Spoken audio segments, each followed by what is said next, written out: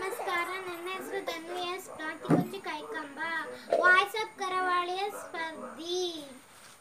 ಆತ್ಮರಾಮ ಹಾಡನ್ನು ಹಾಡುತ್ತೇನೆ.